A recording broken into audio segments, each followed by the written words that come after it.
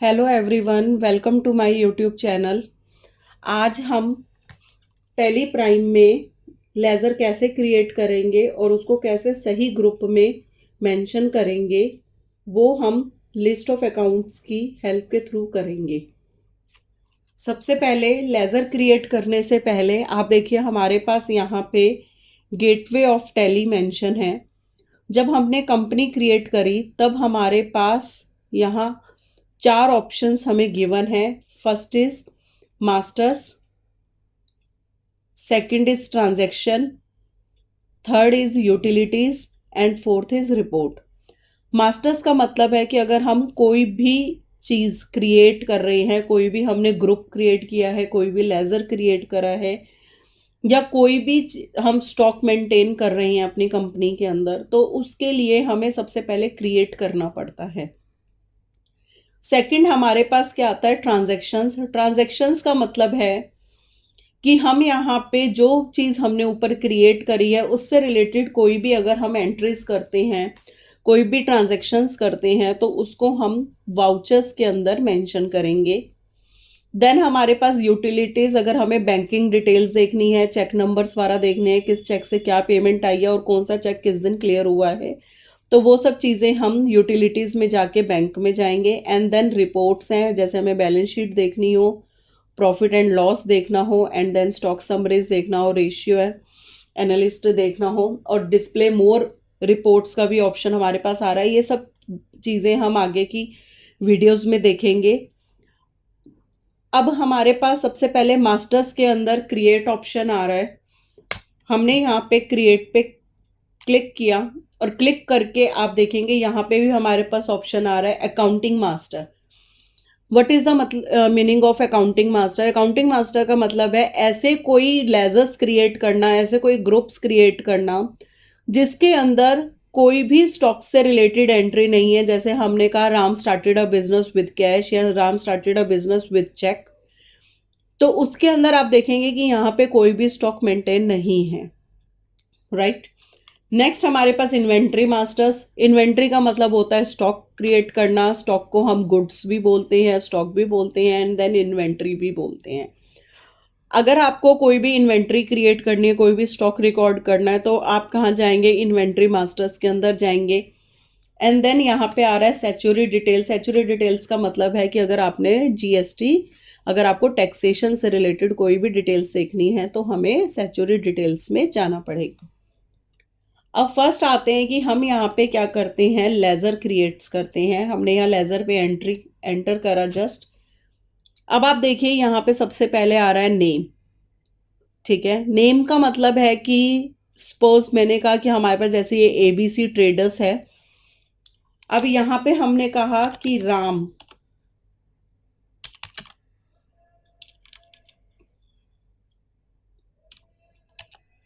Ram's capital account. मैंने यहाँ पे राम्स कैपिटल अकाउंट इसलिए डाला है, आप चाहें तो यहाँ पे सबसे पहले प्रोप्राइटर कैपिटल भी डाल सकते हैं। कई बार क्या होता है, कोई भी हमारी एक फर्म है, जैसे मैंने कहा एबीसी ट्रेडर्स है, इसके अंदर मैं कहती हूँ कि हमारा एक ही पार्टनर है, तो हम खाली प्रोप्राइटर कैपिटल के थ्रू भी एंट्री कर सकते हैं। खाली हमने प्रोप्राइटर अकाउंट बनाया और उसको हमने क्या करा, कैपिटल अकाउंट के अंदर मेंशन कर दिया। बट कुछ फर्म्स ऐसी होती हैं जिसको हम पार्टनरशिप फर्म्स भी कहते हैं, जिसमें दो से ज़्यादा, एक से ज़्यादा भी और दो से ज़्यादा भी पार्टनर्स हमारे होते हैं। तो उस केस में हम क्या करते हैं, जैसे हमने प्रॉपर उन पार्टनर्स का नाम मेंशन कर दिया। आप चाहे तो अगर आपके पास सिंगल पार्टनरशिप फर्म भी है, सिंगल मतलब आपकी फर्म है जिसके अंदर सिर्फ एक ही पार्टनर है, तब भी आप उसका नाम मेंशन कर सकते हैं, उसमें वो भी आपका गलत नहीं होगा। हमने यहाँ डाला राम्स कैपिटल। अब यहाँ पे उन्होंने हमें by default he capital account दिया है, क्योंकि टैली को भी पता है कि सबसे पहले अगर कंपनी हम क्रिएट करते हैं, कोई भी हम फर्म स्टार्ट करते हैं, तो उसके अंदर सबसे पहले कैपिटल ही आता है। तो इसलिए बाय डिफॉल्ट उन्होंने हमें क्या दिया हुआ है, कैपिटल अकाउंट दिया हुआ है। नेक्स्ट आप यहाँ पे देखेंगे हमारे पास राइट हैंड साइड में हमारे पास क्या हो गई है, विंडोज ओपन हो गई है लिस्ट ऑफ ग्रुप्स की। जैसे यहाँ पे आपने देखा बैंक अकाउंट है, ठीक है। बैंक ओसीसी अकाउंट है, बैंक ओसीसी का मतलब है ओवर कैश क्रेडिट है। बैंक ओडी का मतलब होता है ओवरड्राफ्ट होता है। ठीक है। ब्रांचेज हैं, कैपिटल अकाउंट है, कैश अकाउंट है।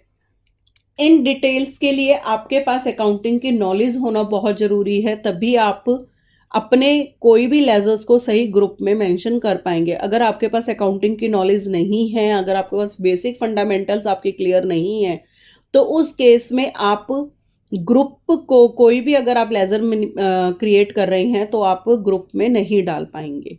तो सबसे पहले जैसे हमने यहाँ पे डाला, जैसे मैंने यहाँ पे सी को हाईलाइट करा तो यहाँ पे कैपिटल अकाउंट आ गया मेरे पास। अब देन वो पूछ रहा है कि राम जो भी हमारा पार्टनर है उसका एड्रेस क्या है। यहाँ पे आपको फर्म का एड्रेस नहीं डालना है, यहाँ पे आपको अपने उस कैपिटल अकाउंट का एड्रेस डालना है, जो उस फर्म का ऑनर है उस ऑनर के घर का एड्रेस डालना है। जैसे सपोज मैंने यहाँ पे कहा कि वो संत नगर में रहता है, दिल्ली डाला हमने, इंडिया डाला, देन हमने यहाँ पे क्या डाला, पिन कोड मेंशन कर दिया। अब यहाँ पे वो कह रहा है provide bank details. Provide bank details का मतलब है कि अगर ऑनर की बैंक डिटेल्स हम मेंशन करना चाहते हैं तो हम डाल सकते हैं, अगर हमें ऑनर की बैंक डिटेल्स नहीं डालनी है तो हम नहीं भी डाल सकते। ठीक है। फिर देन इसके बाद यहाँ पे पैन कार्ड है आपका, पैन कार्ड आपको पता ही है आजकल हर जगह नीड है हमें। देन इसके बाद यहाँ पे आपका जीएसटी टाइप आ जाएगा, यहाँ पे आपका जीएसटी का टिन नंबर, जीएसटी नंबर आपको यहाँ पे मेंशन करना पड़ेगा अगर आपके पास है, और अगर आपके पास नहीं है तो आप इसको ब्लैंक भी छोड़ सकते हैं। देन इसके बाद अगर आप यहाँ पे जैसे हमने कहा नहीं है तो उसने हमें वार्निंग दे दी थी कि आप इसको डाल सकते हैं या नहीं डाल सकते। देन इसके बाद सेट ऑल्टर जीएसटी डिटेल्स, अगर मैं इसको यस कर देती हूँ तो आपको जीएसटी डिटेल्स उसमें मेंशन करेगी, अभी हम इसको नो कर रही हैं। अब यहाँ पे आ रहा है ओपनिंग बैलेंस। ओपनिंग बैलेंस का मतलब क्या होता है? ओपनिंग बैलेंस का मतलब होता है कि सपोज अभी तक हम जो भी अकाउंटिंग का वर्क कर रहे थे वो सारा का सारा हम लोग मैनुअल कर रहे थे।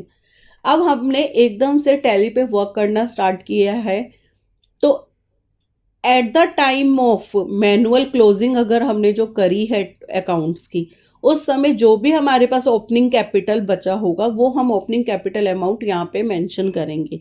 बट अगर हमने फर्म ही नहीं स्टार्ट करी है और टैली भी हमने ऑन द स्पॉट स्टार्ट कर दिया है, तो हम ओपनिंग बैलेंस यहाँ पे मेंशन नहीं करेंगे, वो हम फिर ट्रांजैक्शंस के थ्रू करेंगे। ठीक है। अगर मेरे पास यहाँ पे मैं कहती हूँ कि मेरे पास पहले से ही फर्म बनी हुई थी, मैंने अब टैली पे वर्क करना स्टार्ट किया है, तो मेरे पास अभी यहाँ पे 5 लाख रुपए हैं। ठीक है। मेरे पास अभी मेरे जो बिजनेस, जब मैंने अपना मैनुअल क्लोज कर रही हूँ तो मैनुअल क्लोज करते समय मेरी कैपिटल में अभी 5 लाख रुपए हैं। अब आप देखिए यहाँ पे वो सीआर दिखा रहा है, ये सीआर और जो डीआर है आप इसे खुद भी चेंज कर सकते हैं। जैसे देखिए मैंने यहाँ पे डी कर दिया, ठीक है, मैं इसको एंटर कर रही हूँ, बट मैं इसको एक्सेप्ट नहीं कर रही हूँ अभी, क्योंकि हमें भी पता है जो कैपिटल होता है दिस इज अवर लायबिलिटी, और लायबिलिटी कभी भी डेबिट में नहीं होती है। मैंने इसलिए इसको नो करा। तो देखिए वो दोबारा से मुझे स्टार्टिंग से आ गया कि आप स्टार्टिंग से सारी चीजें चेक कर लीजिए। अब देखिए यहाँ पे हमारे पास आ रहा है राम्स कैपिटल अकाउंट, और ये मैंने कैपिटल अकाउंट में जो भी आप यहाँ पे अंडर डालेंगे, इस वाले अंडर के अंदर जो भी प्रोसीजर डालेंगे वो आपका ऑटोमेटिक यहाँ पे भी शो कर जाएगा। जैसे ये कैपिटल अकाउंट है, हमें पता है दिस इज अवर लाइबिलिटीज, तो लाइबिलिटीज हमेशा क्रेडिट होती है, तो हम यहाँ पे सी आर ही डालेंगे, और वो c r by default Tally भी खुद ले लेता है, हमें उसको बताने की जरूरत नहीं पड़ती है। ठीक है। बट कहीं समटाइम्स ऐसा होता है कि जैसे कैश है, कैश हमारा ओवरफ्लो हो रखा है, या बैंक बैलेंस है, बैंक हमने ओडी ले रखा है, तो उस केस में हम यहाँ पे क्या कर सकते हैं कि यहाँ पे हम सीआर और डीआर अपने अकॉर्डिंग भी चेंज कर सकते हैं। ठीक है।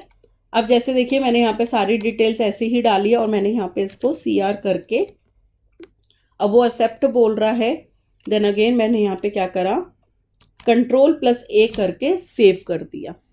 अब आप यहाँ पे देखेंगे, यहाँ पे देखिए हमारे पास मेंशन हो रहा है total opening balance. Total opening balance का मतलब है कि हमने जो कैपिटल अभी डाला था 5 लाख का, वो यहाँ पे हमारे पास शो हो चुका है।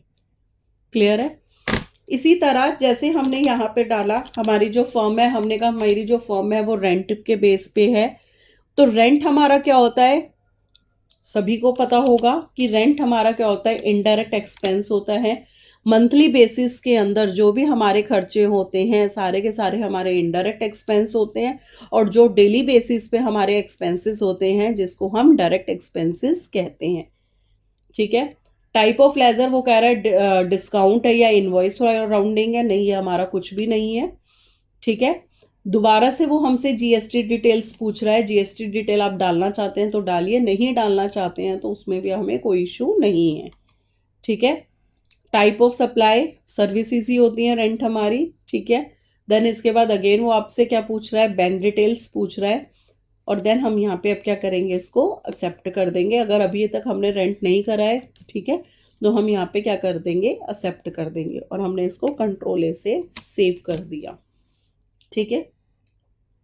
अब मैं कहती हूँ मेरे यहाँ पे लेबर है, तो लेबर के लिए हमें वेजेस भी देनी पड़ेंगी, तो यहाँ पे हमने क्या करा, इसको डायरेक्ट एक्सपेंस कह दिया, और डायरेक्ट एक्सपेंस में भी हमने ये डिटेल्स जैसे हमें नीड हो उसके अकॉर्डिंग हम इसको डाल सकते हैं।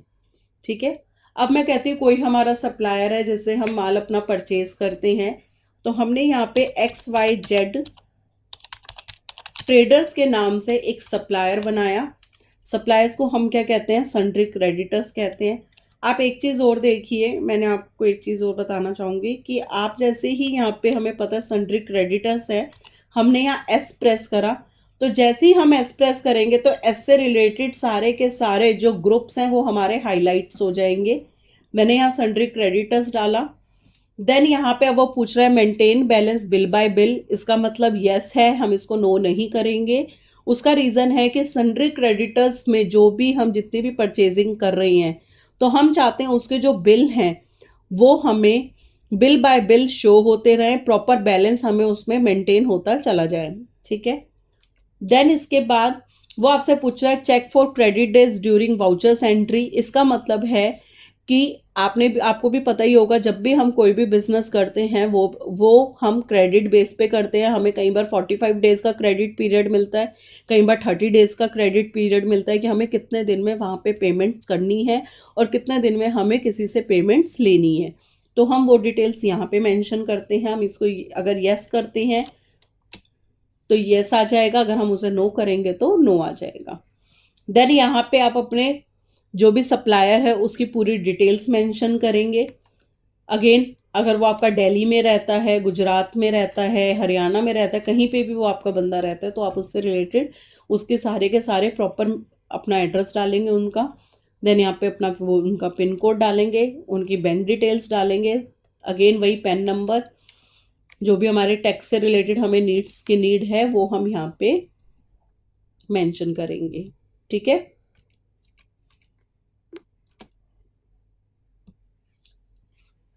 ओके एवरीवन, आज हमने यही सीखा है कि लेजर्स हमें कैसे क्रिएट करने हैं।